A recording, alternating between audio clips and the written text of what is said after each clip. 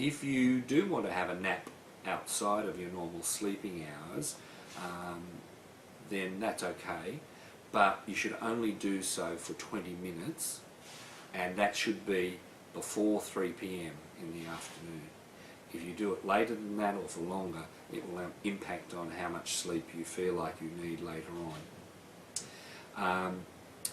Both alcohol, caffeine and also nicotine close to bed are all big no-nos. I think we all know that caffeine and nicotine are stimulants, and they trigger endorphins and also energy. They give us a buzz, adrenaline. They trigger adrenaline, which gives us a buzz. That's not what we want before we go to bed. So how sensitive people are to caffeine is, again, very much dependent on the individual. Some people have a cup of coffee before they go to bed and still sleep well. I know personally, if I had a cup of coffee after 3 o'clock in the afternoon, I wouldn't sleep at all night.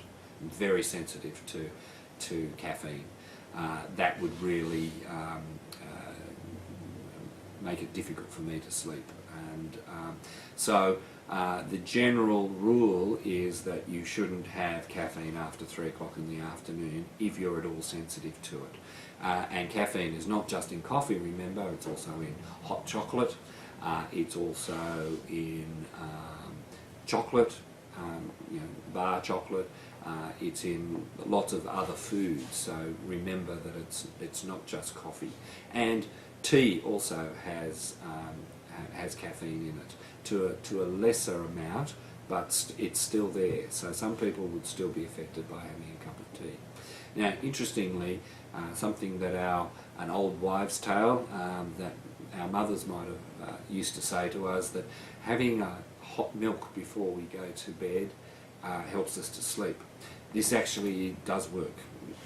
Chemically, there are benefits. When we heat milk, there is a chemicals triggered that does act as a mild sedative and does help us to sleep. The problem is a lot of people don't like the taste of hot milk, so they put hot chocolate in it or coffee, which then counteracts all the benefits. If you need to put some flavouring in, you can get decaffeinated coffee, powdered coffee, which doesn't taste too bad in milk, in hot milk.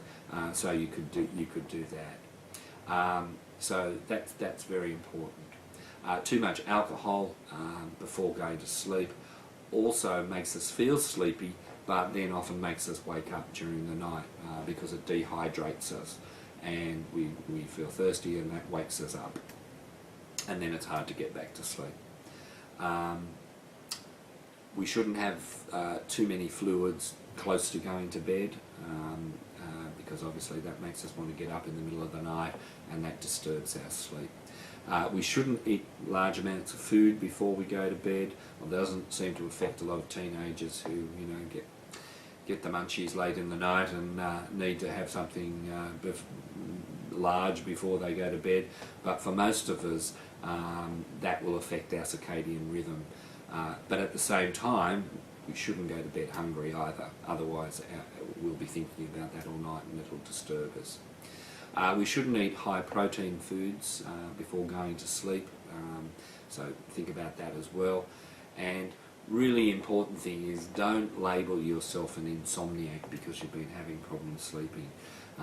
Think of yourself as someone who is having problems sleeping at the moment, but that you'll get over it. Changing the message and don't label yourself, otherwise you'll live up to that label.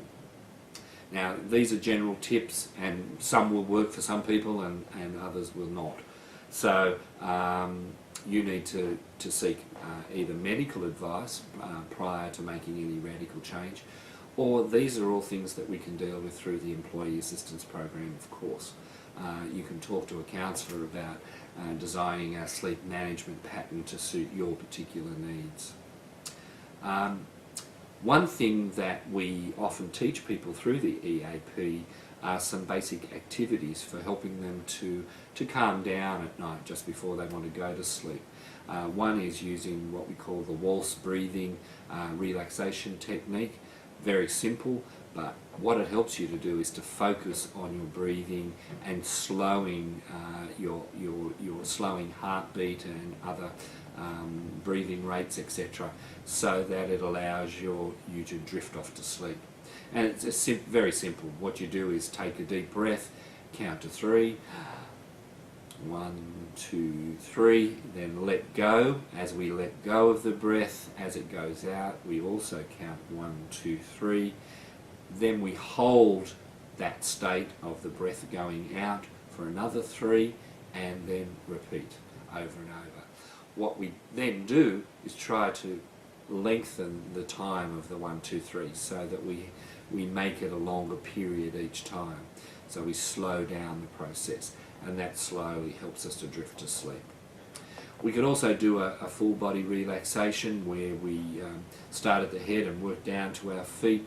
We take a deep breath and then let this flow and clench our muscles, and then let that go and be conscious of the stress releasing through our muscles, and relax each part of our body as we go down.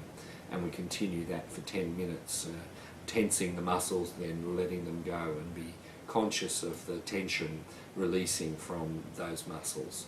And again, we're focusing on the activity, not thinking about our problems, not thinking about what we have to do tomorrow, and eventually we'll drift off to sleep.